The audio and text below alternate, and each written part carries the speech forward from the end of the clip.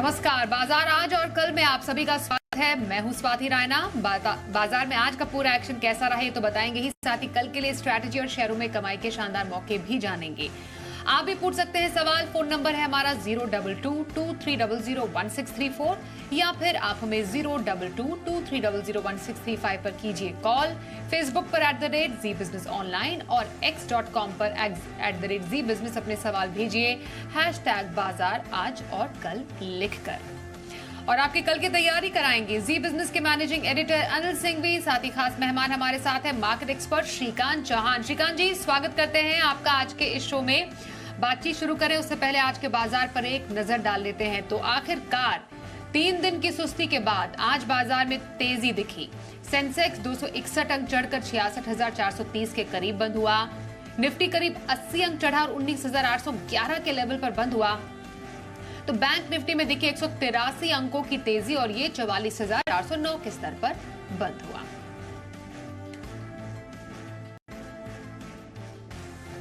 और आइए अब एडिटर स्टेक में जी बिजनेस के मैनेजिंग एडिटर अनिल सिंघवी से समझते हैं 2 दिन की सुस्ती के बाद आज बाजार में चुस्ती क्यों आई।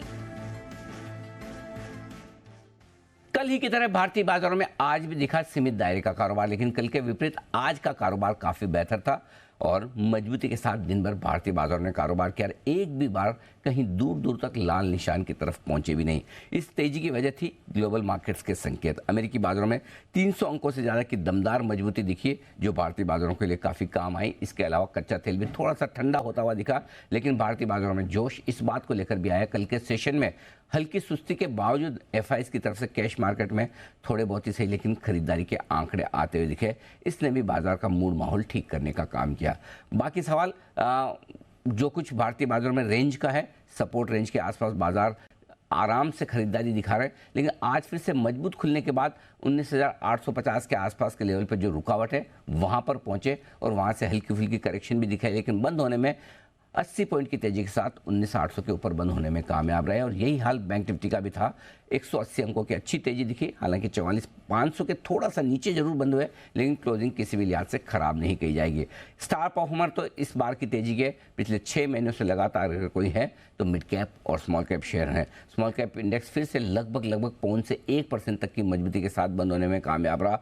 निफ्टी पर 40 शेयर करीबन मजबूती के साथ बंद हुए। बढ़ने वाले शेयरों की संख्या काफ़ी ज़्यादा। तो तमाम युद्ध के तनाव के बीच में भी और बाकी संकेतों में ज़्यादा फर्क नहीं आया। न डॉलर इंडेक्स कोई बहुत तेज़ी से घटा है, न बॉन्ड यील्ड नीचे आए, न कच्चे तेल के दाम बहुत जोर से घटे हो, लेकिन उसके बावजूद भारतीय बाजार और दुनिया भर के बाजार जो मजबूती का संकेत दिखा रहे हैं उसका फ़ायदा भारतीय बाजारों ने उठाया और फाइनली अच्छी मजबूती के साथ आज क्लोजिंग देने में कामयाब रहे।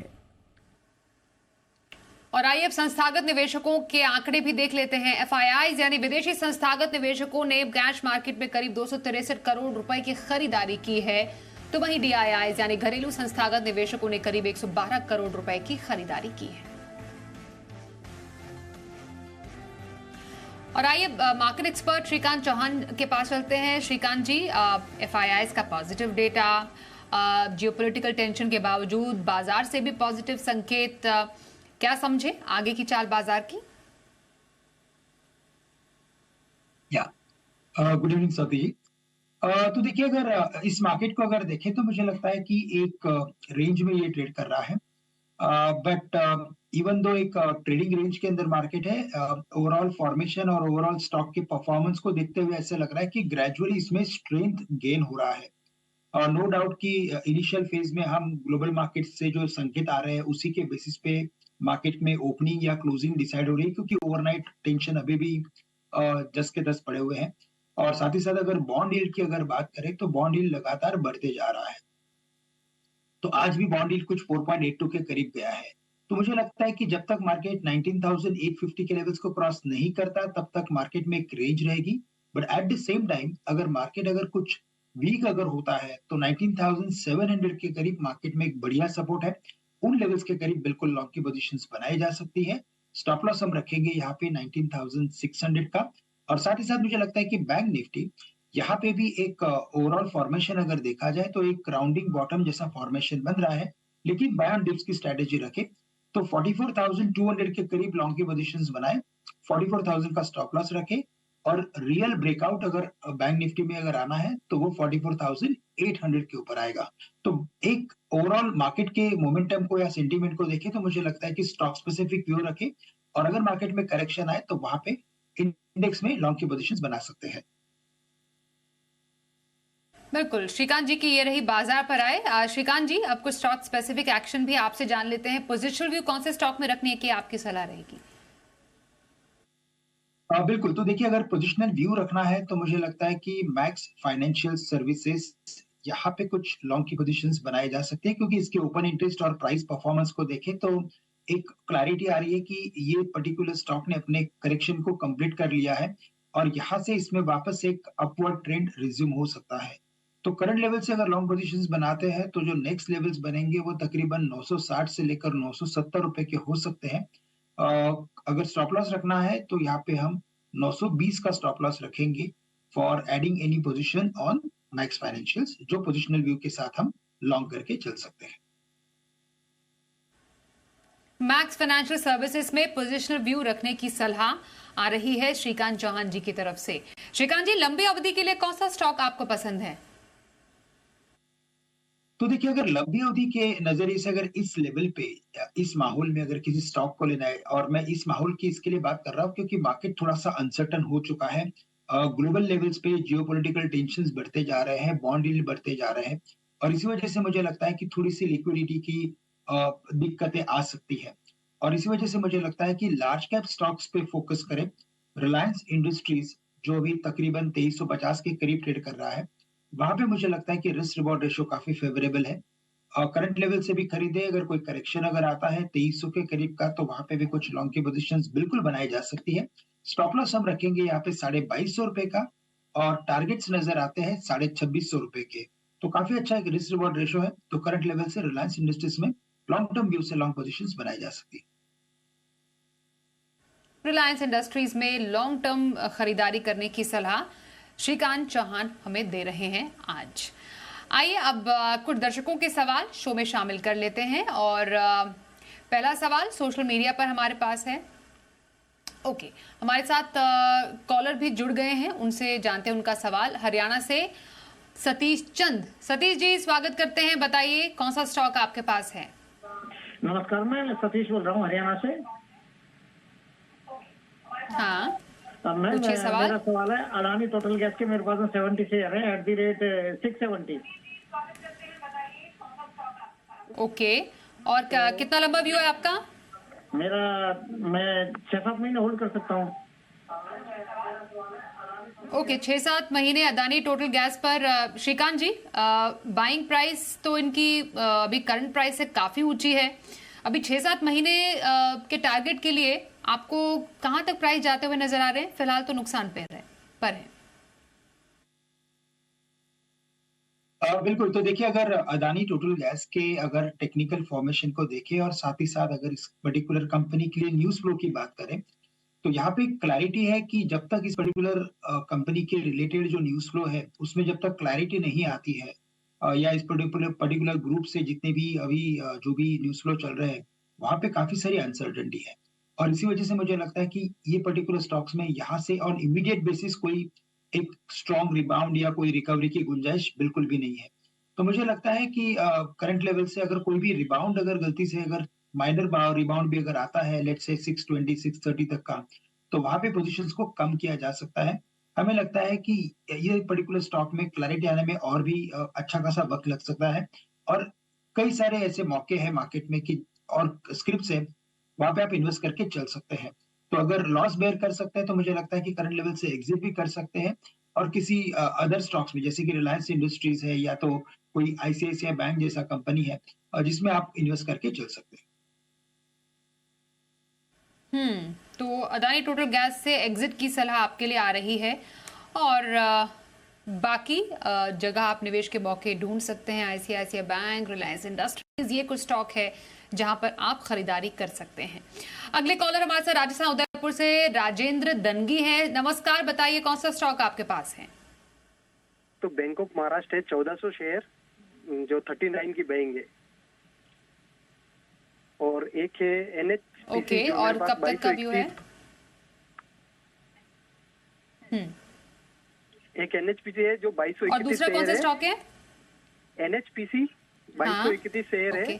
और 53 की बाइंग है। हम्म। हाँ जी। ओके, दोनों पर कितना व्यू है आपका? 6 मंथ व्यू है। 6 मंथ का व्यू। बैंक ऑफ महाराष्ट्र ने इनफैक्ट अपने नतीजे भी पेश किए, नतीजे अच्छे आए कंपनी के, बैंक के।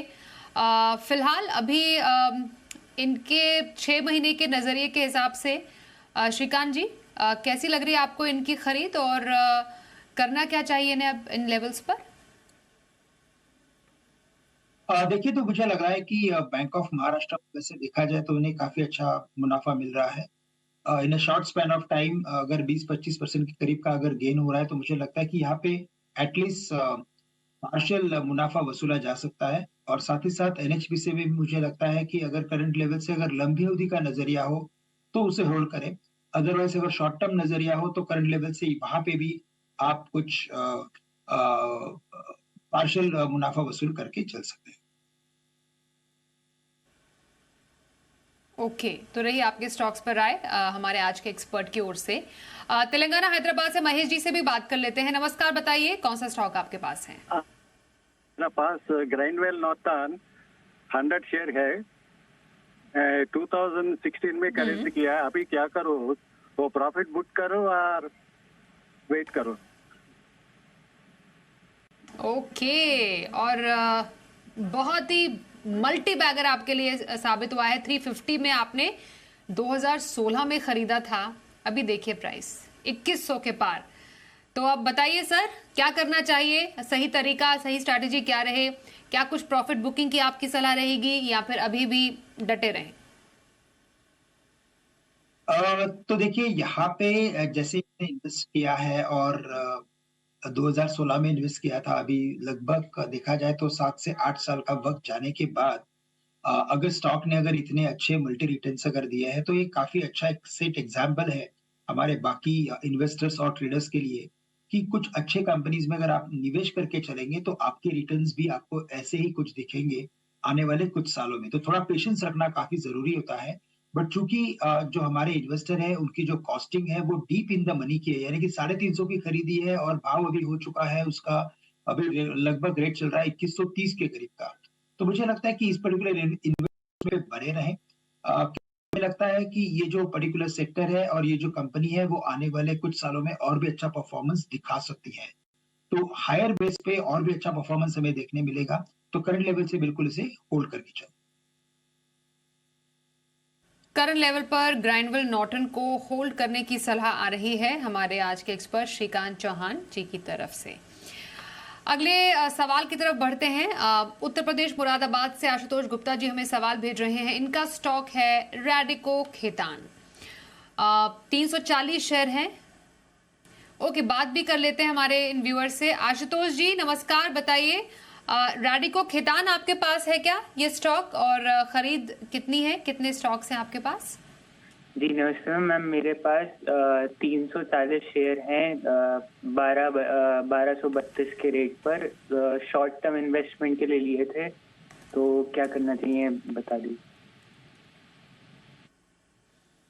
ओके, शॉर्ट टर्म इन्वेस्टमेंट के लिए रैडिको खेतान, बताइए श्रीकांत जी क्या करना चाहिए? बिल्कुल, तो देखिए अगर शॉर्ट टर्म व्यू से लिया है then also it is fine, because stock अगर देखा जाए तो काफी अच्छा करेक्ट हो चुका है। 1500 के करीब ये स्टॉक ट्रेड कर रहा था at the beginning of August month. वहां से करेक्ट होते हुए लगातार 1150 के करीब आया था।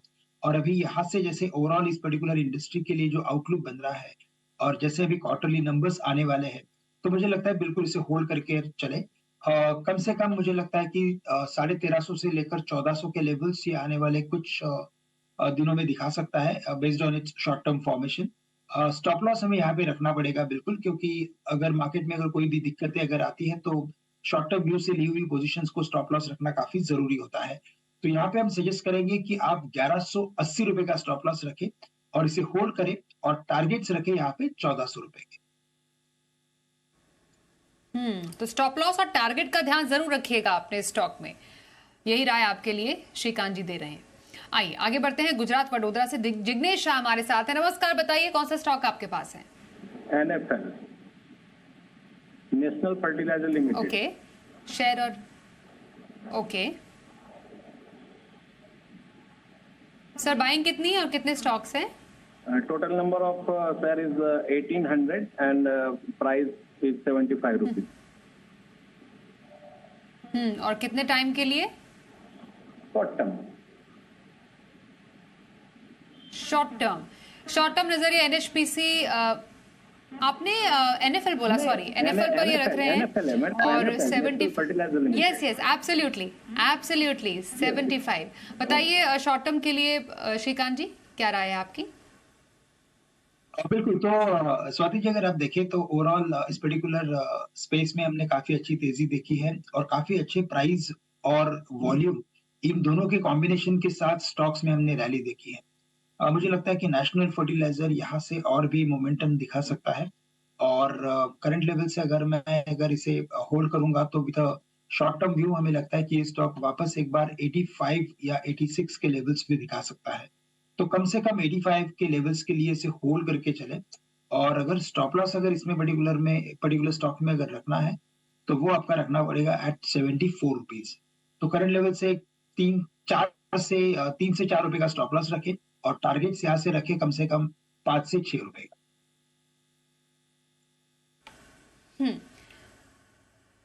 ओके, तो यही आपके लिए राय आपके स्टॉक पर। दिल्ली से राम हमारे साथ है, उनसे बात कर लेते। नमस्कार, बताइए कौन सा स्टॉक आपके पास है? नमस्कार मैम, मेरे स्पाइस जेट के है 2000 शेयर 42 का एवरेज में लिए। कितने एवरेज पर? 42 स्पाइस जेट के। ओके, और व्यू कब तक का है आपका? अभी मुझे इसको बेचना नहीं, रखना ही, आगे जाएगा सीरीज। जरा स्पाइस जेट बोला ना आपने? हाँ, एविएशन का, एविएशन नहीं है, इंडिगो स्पाइस जेट। ओके, हाँ, यस, बिल्कुल सर। स्पाइस जेट पर क्या व्यू रहेगा आपका श्रीकांत जी? तो देखिए, अगर पिछले कुछ हफ्तों या महीनों के अगर ओवरऑल न्यूज फ्लो को अगर ट्रैक करें तो हमें लगता है कि ये एविएशन इंडस्ट्री के लिए या तो स्पेसिफिकली अगर एयरलाइंस के ओवरऑल इंडस्ट्री के लिए हमें लगता है कि न्यूज फ्लो थोड़े से पॉजिटिव बन रहे हैं। हमें लगता है कि यहाँ पे और भी तेजी बनेगी। ओवरऑल सेक्टर में परफॉर्मेंस है। अगर कुछ न्यूज फ्लो गवर्नमेंट की तरफ से या कुछ स्पेसिफिक न्यूज फ्लो अगर in terms of aviation industry के लिए अगर अच्छे बनते हैं तो हम इन स्टॉक्स में अच्छी तेजी देख सकते हैं। जैसे कि प्राइस और वॉल्यूम्स हमने शॉर्ट टर्म में देखे हैं स्पाइस जेट में, हमें लगता है कि ये स्टॉक्स में और भी तेजी बन सकती है और शायद ये स्टॉक बेस्ड ऑन टेक्निकल्स एक बार 60 से लेकर 65 के लेवल्स भी दिखा सकता है। तो करंट लेवल से बिल्कुल इसे होल्ड करके चले। यदि अगर कोई करेक्शन अगर आ जाए और स्टॉक अगर शायद 30-32 रुपए के करीब अगर आता है तो वहां पे कुछ आप पोजीशंस और भी एवरेज करके चल सकता है, तभी जाके आपको अर्ली एग्जिट इसमें से मिल सकती है। बट बिल्कुल करंट लेवल से होल्ड करके चले। और कल के बाजार पर क्या रखे खास स्ट्रैटेजी और बाजार के लिए अहम संकेत समझते हैं अनिल जी से। कल का सेशन बेहद अहम होगा। एक और यहाँ ग्लोबल संकेतों पर नजर होगी, इजराइल हमास के बीच में किस तरह के और डेवलपमेंट होते हैं। कल अमेरिकी राष्ट्रपति भी वहाँ पर जा रहे हैं तो काफ़ी कुछ बयान आते हुए दिखेंगे, उस पर बाजारों का रिएक्शन सधा हुआ दिखेगा ही। लेकिन इसके अलावा अमेरिकी बाजार जो कि डाउ फ्यूचर्स पर 55 पॉइंट नीचे ट्रेड करते हुए दिख रहे थे, तो देखेंगे कि आज अमेरिकी बाजारों में किस तरह का कारोबार होता है। सुबह डाउ फ्यूचर्स क्या तस्वीर दिखाते हैं। आगे बढ़ते हुए हमारे संकेतों में सबसे बड़ा ट्रिगर यही होगा कि एफआईएस की तरफ से हल्की फुल्की खरीदारी का रुझान जो शुरू हुआ है, क्या फिर से और खरीदारी का आंकड़ा देखने को मिलता है। सपोर्ट रेंज अब कल के लिए आपको जो निफ्टी पर देखनी है वो 19,700 19,750 की रहेगी और ऊपरी स्तरों पर 19,850 के आसपास हल्की फुल्की रुकावटें पार करके निकले तो 19,900 950 तक जाते हुए दिखेंगे बाजारों में हम। बैंक निफ्टी का जहाँ तक सवाल है 44,125 44,250 कल आपके लिए मजबूत सपोर्ट का काम करेगा। 44,600 से 44,750 ऊपर की रेंज है जहां पर जाते हुए बैंक निफ्टी भी आपको नजर आ सकता है। मिड कैप स्मॉल कैप शेयरों में तेजी का रुझान बरकरार रहने की उम्मीद है। अगर ग्लोबल संकेत खराब मिले तो नीचे गैप से खुलने पर सपोर्ट लेवल पर खरीदारी आती दिखेगी और अगर ग्लोबल संकेत अच्छे मिले तो आपको इंतजार करना है 19,850 के ऊपर ब्रेकआउट का, वहां पर आपको फिर से करनी है खरीदारी। और आइए अब देखते हैं कल का ऑप्शन।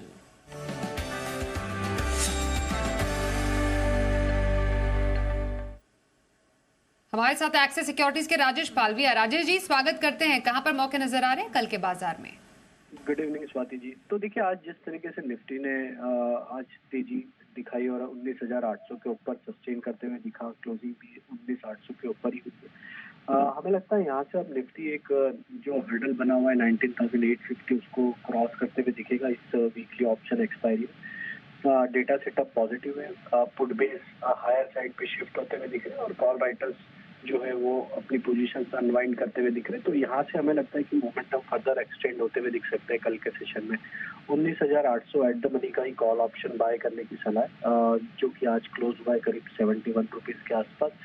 इसमें हम एक्सपेक्ट कर रहे हैं टारगेट आना चाहिए 120 से 130 रुपए तक के अपसाइड के टारगेट आते हुए दिख सकते हैं।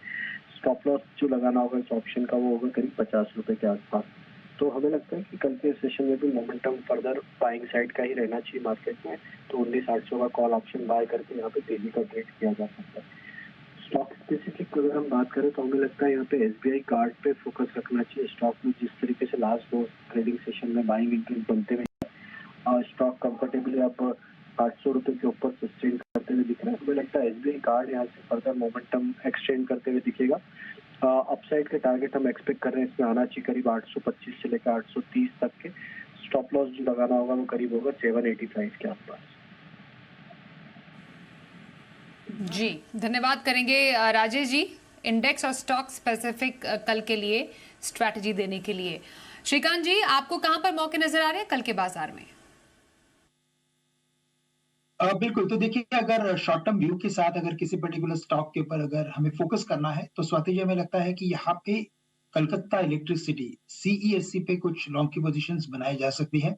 उसका सबसे बड़ा रीजन ये है कि एक स्टॉक अपने कंसोलिडेशन में ट्रेड कर रहा था, लेकिन आज के दिन में हमने एक उसमें टेक्निकल ब्रेकआउट देखा है। तो 92 के लेवल्स क्रॉस करने के बाद अगर नेक्स्ट लेवल्स कोई उभर के आ रहे हैं तो वो 97, 98 के करीब के हैं। और वैसे भी इस पर्टिकुलर सेक्टर में अगर ओवरऑल परफॉर्मेंस अगर देखें तो काफी हद तक हमने देखा है कि कई बार इसने टेक्निकल ब्रेकआउट को सपोर्ट किया है। तो करंट लेवल से CESC को लॉन्ग करके चल सकते हैं। स्टॉप लॉस हम यहाँ पे रखेंगे एट 89, यानी कि कम से कम 3 से 3.5 रुपए का स्टॉप लॉस यहाँ पे रखना पड़ेगा। टारगेट्स नजर आते हैं 97, 98 के। बिल्कुल। तो रही है इंट्राडे पिक हमारे आज के एक्सपर्ट श्रीकांत चौहान जी की ओर से। धन्यवाद करेंगे सर हमारे साथ कार्यक्रम में शामिल होने के लिए। यहाँ पर रुकेंगे एक ब्रेक के लिए, बने रहिए हमारे साथ और देखते रहिए जी बिजनेस।